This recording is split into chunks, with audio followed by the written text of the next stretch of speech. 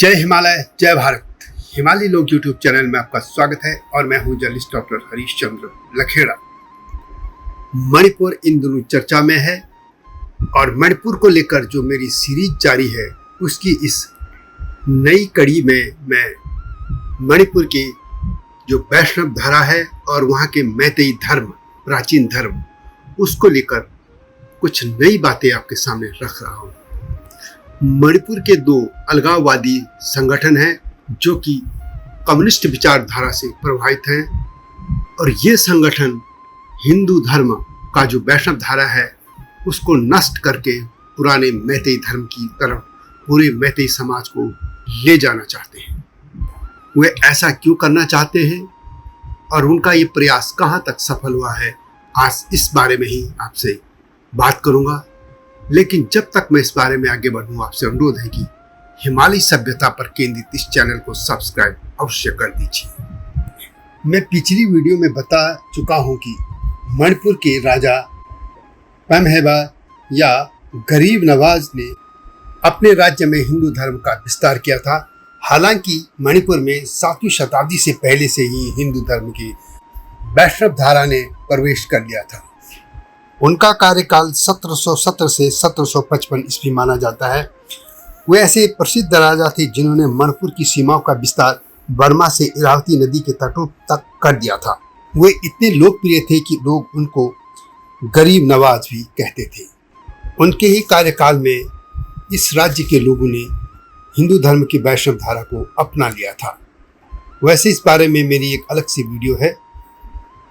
इसी राजवंश में लगभग 150 वर्षों तक यहाँ का इतिहास बार बार बदलता रहा। बर्मा के जो आज का म्यांमार है, यहाँ से आक्रमण होता रहा और मणिपुर के राजा उनको खदेड़ देते रहे।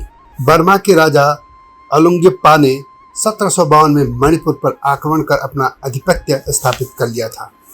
मणिपुर ने त्रिपुरा और असम की सहायता से अपनी स्वाधीनता पुनः प्राप्त कर ली थी, परंतु दुर्भाग्य से मणिपुर के राज परिवार की आपसी फूट के कारण राज्य को 1819 से 1826 तक फिर से बर्मा यानी म्यांमार के आक्रमण से जूझना पड़ा, जिसे वहां चही, तरेत, खुंता कप्पा अथवा तबाही के 7 साल कहा जाता है। इस दौरान बर्मा से लगातार युद्ध के कारण ये जो मैतेई जाति थी एक लड़ाकू प्रजाति और सांस्कृतिक रूप से विकसित समाज के रूप में उभर कर सामने आई। लोगों ने कपड़ा बुनना, चांदी का काम, घुड़सवारी, चित्रकला आदि अनेक महत्वपूर्ण कौशल सीखे और सैनिकों का कौशल संपन्न घुड़सवारों के रूप में बड़ा सम्मान मिल गया था। 19वीं शताब्दी के मध्य तक अंग्रेजों ने स्वयं को भारत में एक प्रमुख शक्ति के रूप में स्थापित कर लिया था। म्यांमार यानी बर्मा जो था के साथ दुश्मनी के कारण राजा के आग्रह पर अंग्रेजों ने मणिपुर में पैर जमाना शुरू कर दिया था। ऐसा पहली बार राजा भाग्यचंद, जिनका कार्यकाल 1763 से 1798 माना जाता है, तथा बाद में राजा गंभीर सिंह, जिनका कार्यकाल 1826 से 1854 माना जाता है, इस कालखंड में अंग्रेज वहां पहुंचना शुरू हो गए थे। इसके बावजूद सांस्कृतिक रूप से विकसित और राजनीतिक रूप से एक सशक्त राज्य के तौर पर मणिपुर को आगे ले जाने वाले इन दो राजाओं का इस क्षेत्र में बहुत महत्वपूर्ण योगदान रहा। बाद में मणिपुर, म्यांमार यानी बर्मा और अंग्रेजों के मध्य एक संधि हुई थी और इसे यांडबू संधि कहते हैं, जो 1826 की में हुई थी। इस संधि से मणिपुर के राजा को सम्राट के पद पे मान्यता तो मिल गई, किंतु सीमा विवाद बने रहे। बाद में अंग्रेजों ने यहाँ दखलंदाजी कर दी और इसका परिणाम यह हुआ कि 1891 मणिपुर में विद्रोह हो गया। इसमें 3 ब्रिटिश अधिकारी मारे गए थे और इसके कारण सीधे युद्ध तथा अंग्रेजों ने मणिपुर की गद्दी को हथियाने और उसे ब्रिटिश भारत में मिलाने की स्थिति पैदा कर दी। इसी अवधि में क्योंकि विद्रोह भी हुआ था, उस पर मैं अलग से बात करूंगा। अभी मैं मैतेई समाज की ही बात कर रहा हूँ। यहाँ पे रियासत तो बनी रही, लेकिन अंग्रेजों ने इसको अपने नियंत्रण में ले लिया था। जैसे कि मैंने एक वीडियो में पहले ही बताया है कि 14 अप्रैल 1944 को यहाँ मोइरांग में राष्ट्रीय ध्वज फहराया गया था। वो सुभाष चंद्र बोस की आईने ने अंग्रेजों को खदेड़ कर फहराया था। अंततः भारत को आज़ादी मिलने के बाद 1949 में मणिपुर का भारत में विलय हो गया और 1972 में मणिपुर को एक केंद्र शासित का राज्य का दर्जा मिला और बाद में यह पूर्ण राज्य बना दिया गया।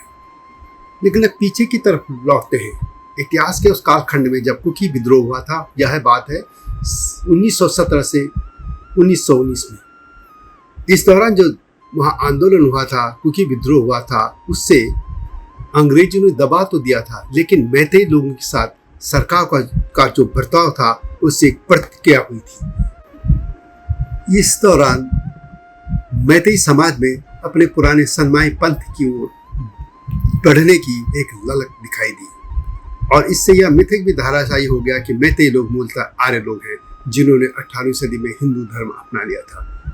वास्तव में वे भी मंगोल थे और माना जाता है कि मणिपुरी लोग जो हैं वो चीन के यूनान प्रांत की सीमाओं और बर्मा स्थित पोंग साम्राज्य के साथ मैतेई लोगों का आपसी संबंध रहा है और इसका उल्लेख शाही कालखंड दस्तावेजों में मिलता है। मणिपुर में एक संगठन था, उसका नाम था मणिपुर नेशनल फ्रंट और इसका उद्देश्य था मंगोल विरासत को पुनर्जीवित करना और इसके जरिए सनमाई और पूर्वोत्तर के अन्य मंगोल जातियों को एकता के सूत्र में बांधना।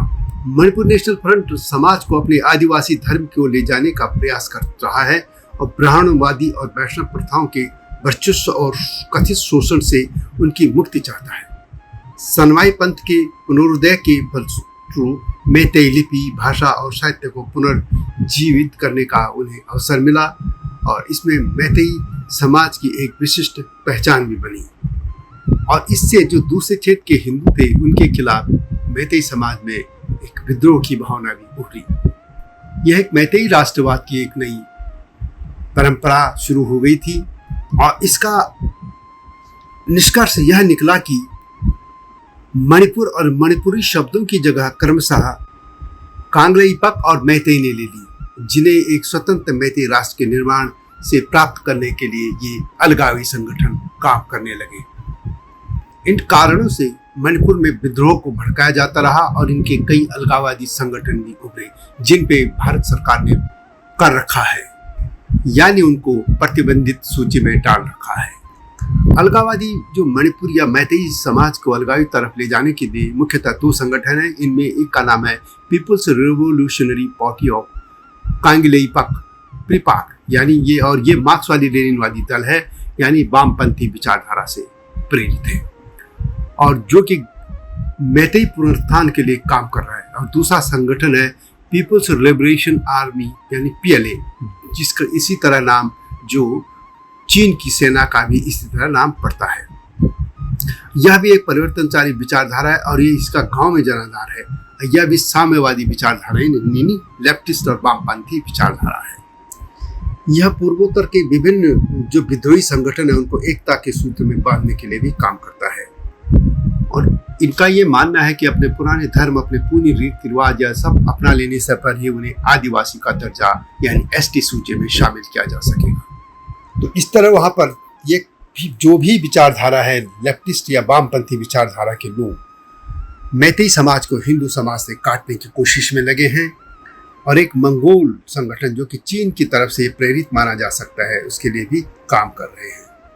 यानी जो वैष्णव धारा से जुड़ी धारा वहाँ आज है हिंदुओं की, उसे समाप्त कर वे पुराने मैतेई समाज सनमाई धर्म की तरफ ले जाना चाहते हैं। इस तरह वैष्णव धारा के जो हिंदू हैं मणिपुरी, उन पर दो तरफा संकट है। एक तरफ उनके अतिवादी संगठन है और दूसरी तरफ चर्च और जो कि कन्वर्जन में लगा है।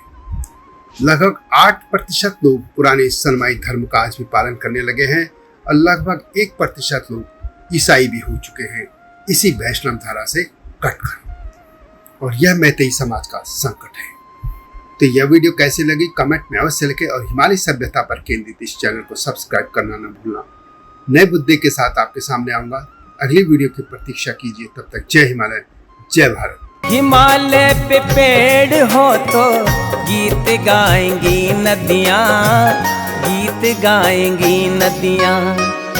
पेड़ों पे चिड़िया है तो गीत गाएंगी नदियाँ, पेड़ों पे चिड़िया है तो गीत गाएंगी नदियाँ। माँ की लोरी जैसे होते हैं नदियों के गीत।